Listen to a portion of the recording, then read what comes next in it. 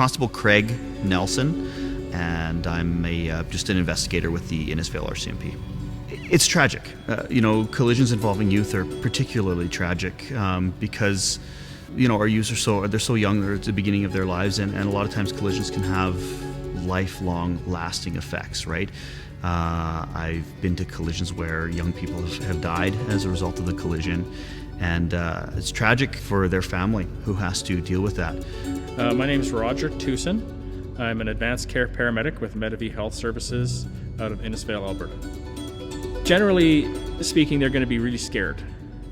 If they witnessed an accident, or maybe they witnessed something bad happen to somebody, maybe one of their friends fell off the monkey bars at school or in the skate park or something like that, the first thing they should do is send for help. Send a friend for help or call for help, and that's the very first thing they should do.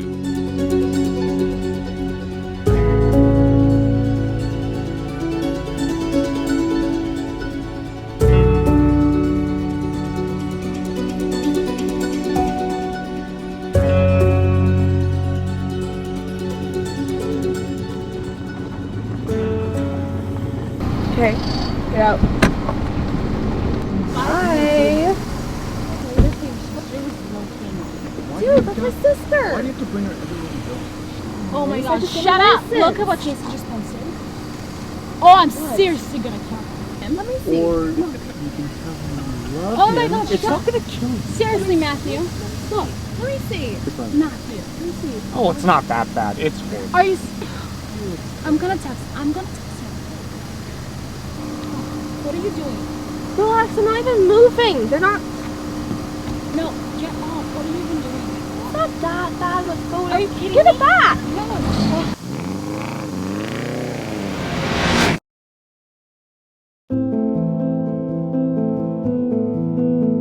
My name is Stu Carson. I'm the Director of Health, Safety, and Environment for Bird Stewart Olson MRO. When I take a look at some of the younger citizens that we have, some of the younger boys and girls in the community, I think they do a pretty good job in trying to be aware of what is going on. I think really it's up to the adults in their life, the teachers, their mentors, to really pass this along to, let's say grade 4s and 5s, because you don't just automatically pick up and say, well, I'm going to be safe today. But really, it's about a cultural movement in a way. One of the things that I ask boys and girls, is just start getting the conversation going. Ask your parents, what do you do for a living? How do you control risks and hazards on your job? To try to get an understanding of the things that our parents do each and every single day, because they do this all the time. My name is Jody Smith, and I am the Division Principal for Red Deer Catholic Schools.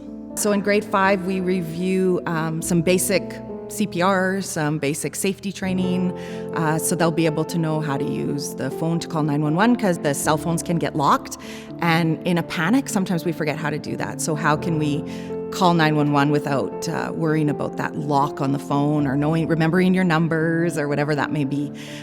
So we do go over that. I think it's something that I would strongly encourage parents to go over with their children as well, because it is nerve-wracking when you come across someone who's injured, and you're not always thinking your best at that moment. So it's great to know the shortcuts and how to make sure that you're connecting. Hi, my name is Glenn Trifonenko. I'm a health and safety consultant, which I've been doing for 11 years. So what I see every day when I pick up my children at 2 different schools is just the disregard for crosswalks and looking both ways.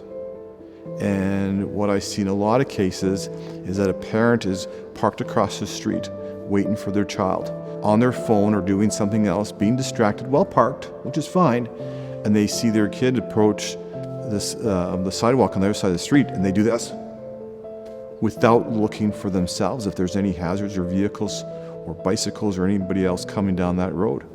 And as a child, we trust and respect our parents. So as a small child, if my mom is saying, cross the street, Johnny, I'm crossing the street, because I believe that my parents keep me safe, so my mom wouldn't put me in harm's way. And I see that so often. I was 20 feet away from a kid that was crossing the street without a crosswalk in between 2 vehicles. And he took that one step onto the street and then decided to look. And when he looked to his left, there was a truck right there, and he had to back up. And it was so close. But I was helpless because I couldn't do anything, because if I took his attention away and said, watch out, he might have looked at me and kept on walking, and then would have been hit.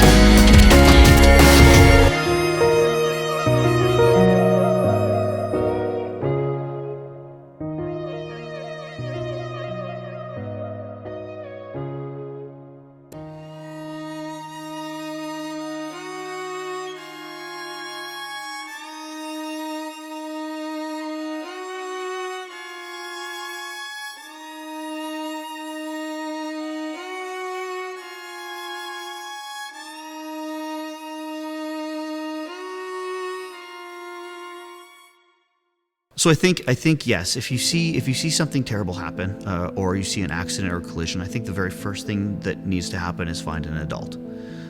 Find an adult that you can trust and let them know what's happened, so that they can get help, and call for the police and other emergency people to show up, like the firefighters and the ambulance people, so they can come and they can help the people who are hurt. If they're all alone and they witness an accident or they witness something bad to happen, they can leave that person and go to like a house or go to a business and tell them to call 911. And that's the most important thing, because if you're alone and you're a child, even if you're an adult, you don't really have the resources to help that person, and you need to get the resources to that person.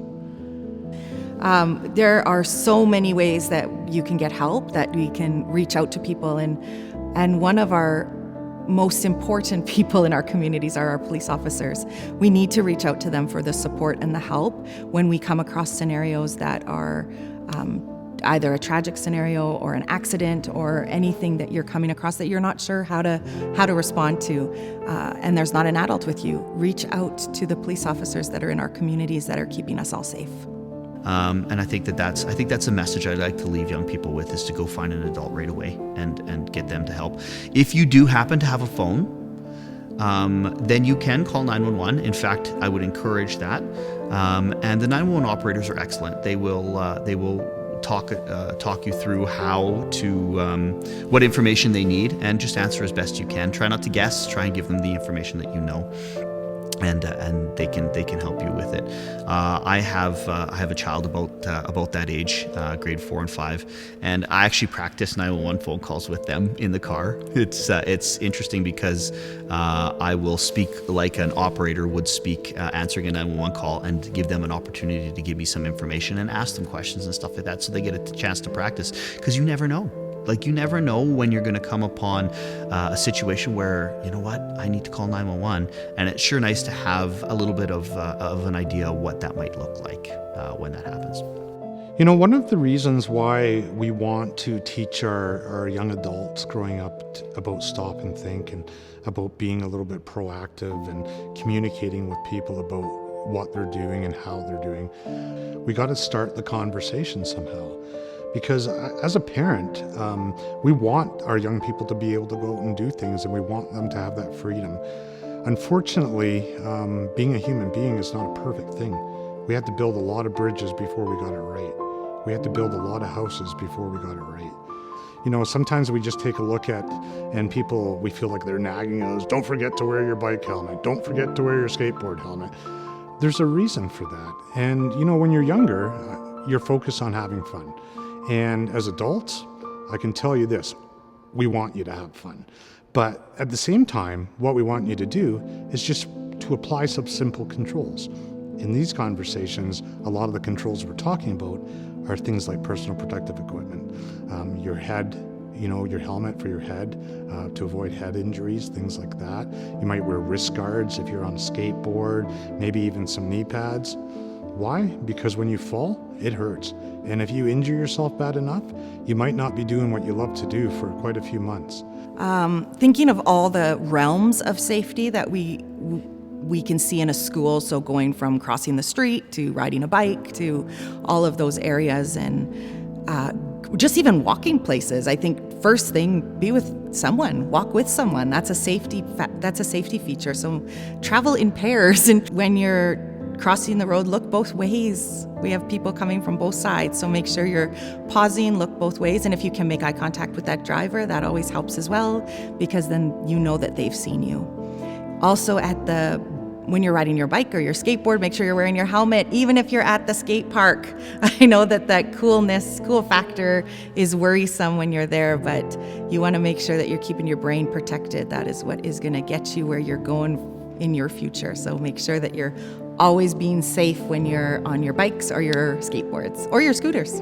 And maybe a lot of parents might not know how a 911 operator might answer a phone, but pretty good guess, and just basic conversation. 911 operators are very skilled at being able to speak with people of different ages and different backgrounds and stuff like that, so that they can get the information they need, so they can get help out there right away. They're very professional and very good at what they do. So I think at the end of the day, even if a young person hasn't had time to practice that, making the phone call is always good, because the 911 operator can probably get the information that they need to get help rolling.